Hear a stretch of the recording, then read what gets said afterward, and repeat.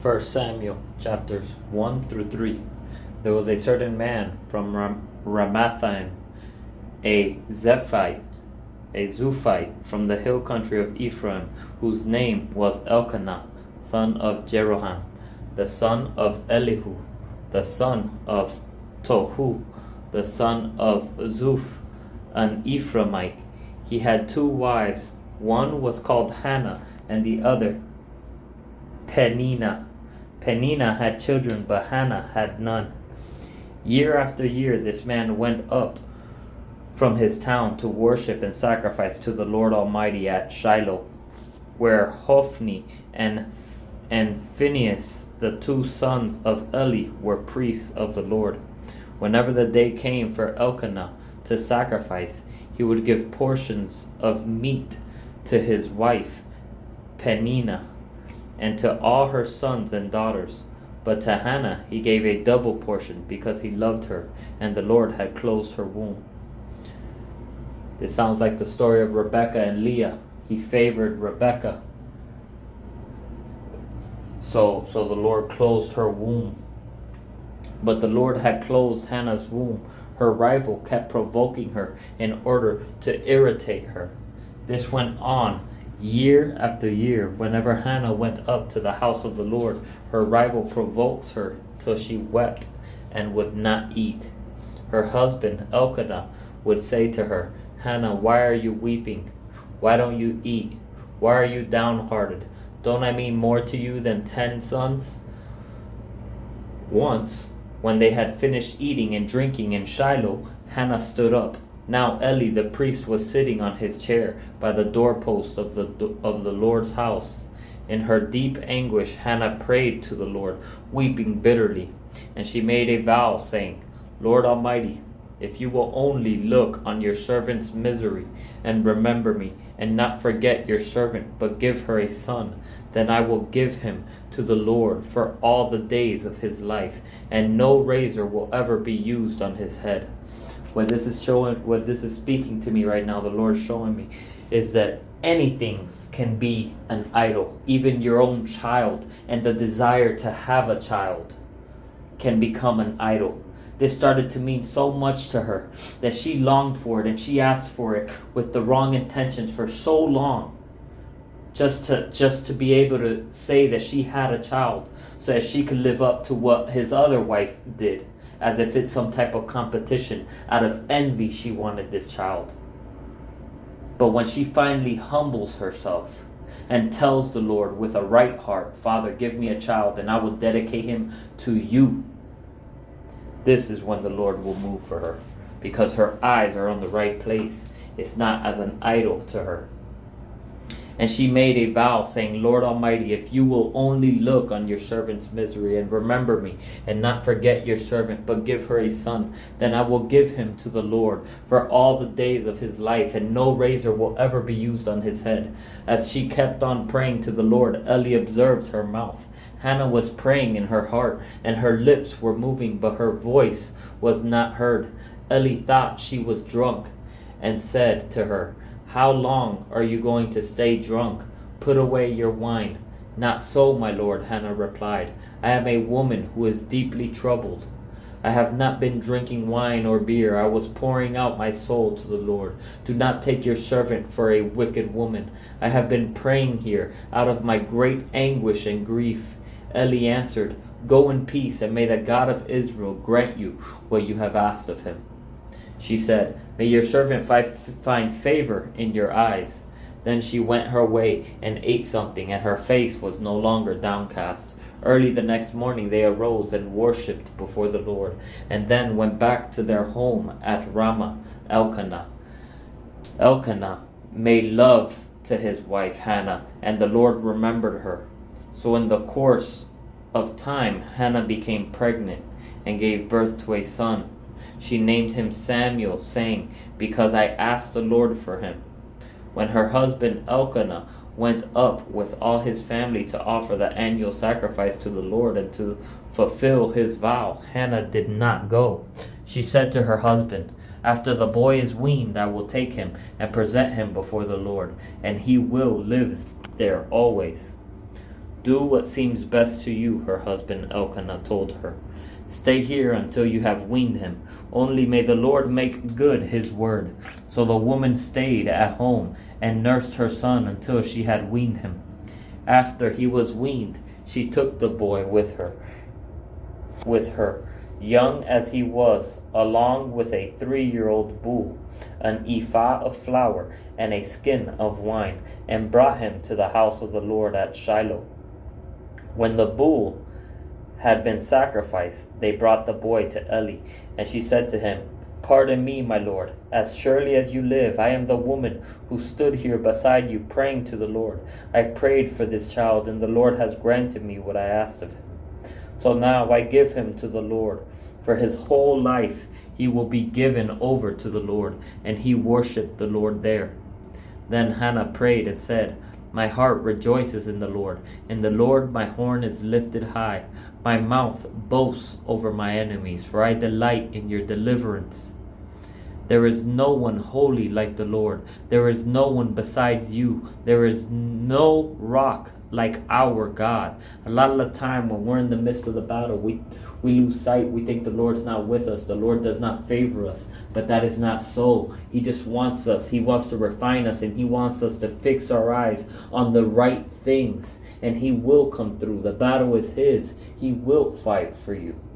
My heart rejoices in the Lord. In the Lord my horn is lifted high. My mouth boasts over my enemies, for I delight in your deliverance.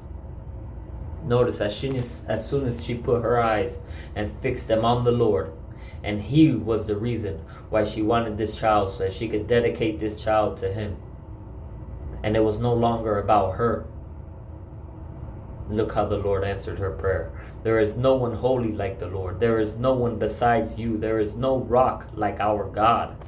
Do not keep talking so proudly, or let your mouth speak such arrogance, for the Lord is a God who knows, and by him deeds are weighed. The bows of the warriors are broken. The bows of the warriors are broken, but those who stumbled are armed with strength. Those who were full hire themselves out for food, but those who were hungry are hungry no more. She who was barren has borne 7 children, but she who has had many sons pines away. The Lord brings death and makes alive. He brings down to the grave and raises up. The Lord sends poverty and wealth. He humbles and he exalts. He raises the poor from the dust and lifts the needy from the ash heap. He seats them with princes and has them inherit a throne of honor. For the foundations of the earth are the Lord's. On them he has set the world. He will guard the feet of his faithful servants, but the wicked will be silenced in the place of darkness. It is not by strength that one prevails. Those who oppose the Lord will be broken. The Most High will thunder from heaven. It is not by your own strength. Those who try to do it by their own strength instead of in the Lord will be humbled. Those who oppose the Lord will be broken. The Most High will thunder from heaven. The Lord will judge the ends of the earth. He will give strength to his king and exalt the horn of his anointed. Then Elkanah went home to Ramah, but the boy ministered before the Lord under Eli the priest. Eli's sons were scoundrels. They had no regard for the Lord. Now it was the practice of the priests that whenever any of the people offered a sacrifice, the priest's servant would come with a 3-pronged fork in his hand while the meat was being boiled, and would plunge the fork into the pan or kettle or cauldron or pot. Whatever the fork brought up, the priest would take for himself. This is how they treated all the Israelites who came to Shiloh. But even before the fat was burned, the priest's servant would come and say to the person who was sacrificing, "Give the priest some meat to roast. He won't accept boiled meat from you, but only raw." If the person said to him, "Let the fat be burned first, and then take whatever you want," the servant would answer, "No, hand it over now. If you don't, I'll take it by force." This sin of the young men was very great in the Lord's sight, for they were treating the Lord's offering with contempt. These men were trying to take the best for themselves. So the Lord said, do not eat the fat, that is to the Lord. The best of the meat you give to the Lord, the good part. But these men wanted to keep it for themselves, instead of them giving the Lord the first of the offering, of the meat. They were telling the men to give it to them instead. This sin of the young men was very great in the Lord's sight, for they were treating the Lord's offering with contempt. But Samuel was ministering before the Lord, a boy wearing a linen ephod. Each year his mother made him a little robe and took it to him. When she went up with her husband to offer the annual sacrifice, Eli would bless Elkanah and his wife, saying, may the Lord give you children by this woman, to take the place of the one she prayed for and gave to the Lord. Then they would go home, and the Lord was gracious to Hannah. She gave birth to 3 sons and 2 daughters. Meanwhile the boy Samuel grew up in the presence of the Lord. Now Eli, who was very old, heard about everything his sons were doing to all Israel, and how they slept with the women who served at the entrance to the tent of meeting. Now keep this in mind, guys. Pay attention, because there's a lot of people out there that will preach tickling ears just to suit those who hear his preaching around them, because they don't want to offend people, or because it benefits them, because they favor whatever's coming in. Same way this man favors his children is the same way that those people favor the people in their congregation, because of the checks and the offerings that they are putting in toward them. So he said to them, why do you do such things? I hear from all the people about these wicked deeds of yours. No, my sons, the report I hear spreading among the Lord's people is not good. If one person sins against another, God may mediate for the offender. But if anyone sins against the Lord, who will intercede for them? His sons, however, did not listen to their father's rebuke, for it was the Lord's will to put them to death. And the boy Samuel continued to grow in stature and in favor with the Lord and with people. Now a man of God came to Eli and said to him, this is what the Lord says. Did I not clearly reveal myself to your ancestors' family when they were in Egypt under Pharaoh?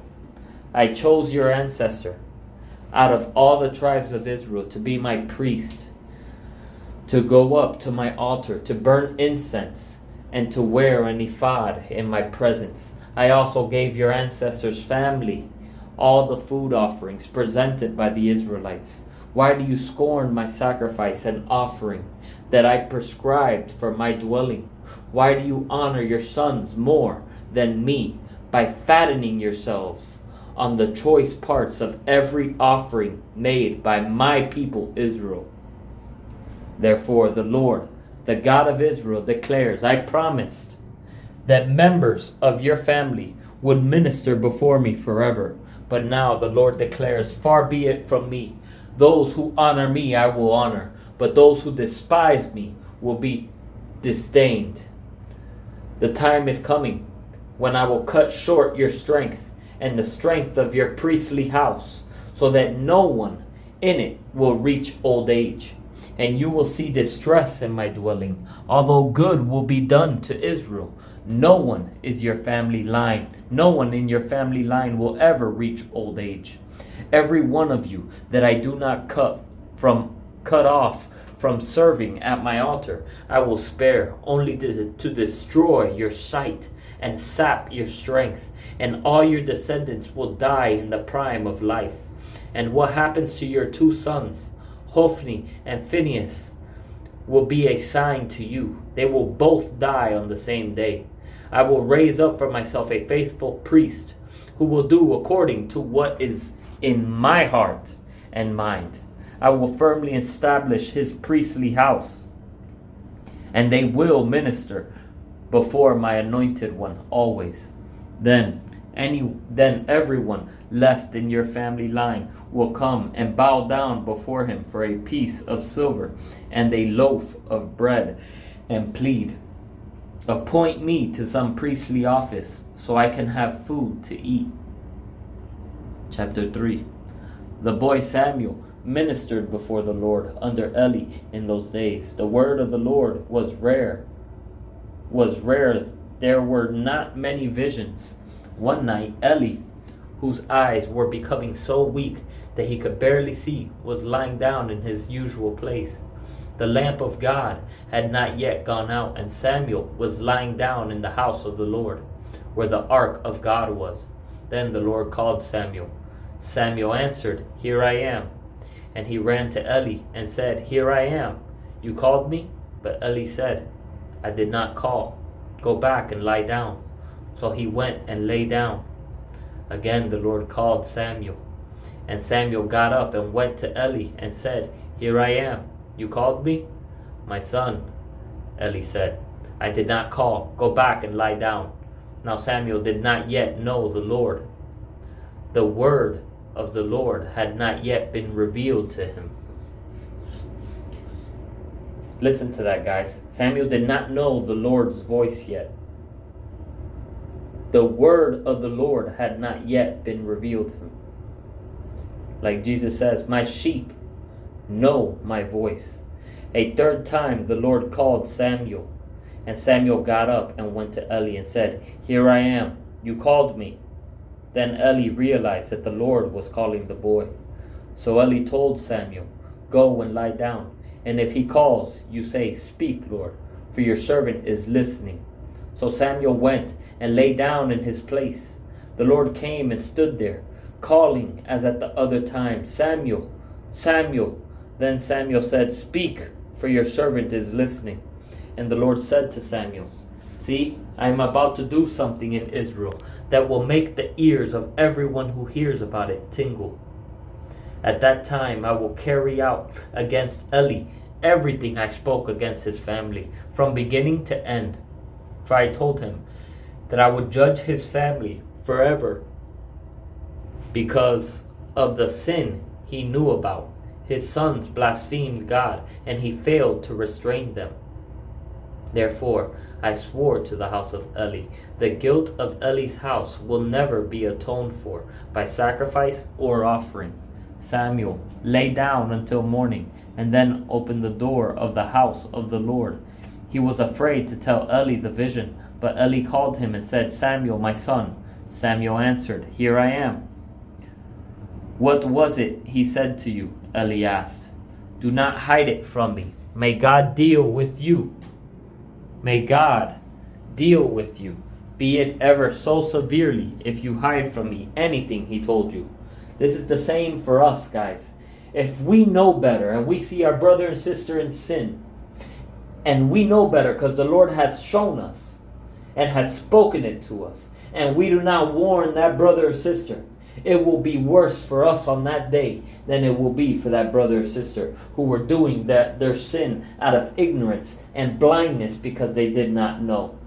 But us, we allowed our brother and sister to walk into death, knowing and completely present in the moment and awake and our eyes open to the realization of what was happening with those people and what they were doing. This is why we have an obligation to speak up when the Lord tells you to speak. When you see something wrong, point it out. Don't worry about how they're going to react toward you, if they're going to like it, if they're not going to like it, if they're going to be pleased by it, or if it's going to offend somebody. Tell them, because this is love. Just like if you saw a brother or sister getting into a car with a broken brake line, you would warn them and tell them, "Your brake line is leaking. Get out of that car. Don't even drive to the corner, lest you die." You would warn them.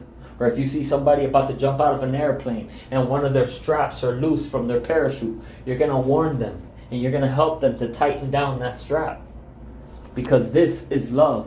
But if you see a brother or sister blindly walking down a path and you refuse to warn them because of your own pride or because of your own ego, then you are not acting in love, but you are acting in hate. So Samuel told him everything, hiding nothing from him. Then Eli said, "He is the Lord. Let him do what is good in his eyes." The Lord was with Samuel as he grew up, and he let none of Samuel's words fall to the ground. And all Israel, from Dan to Beersheba, recognized that Samuel was attested as a prophet of the Lord. The Lord continued to appear at Shiloh, and there he revealed himself to Samuel through his word.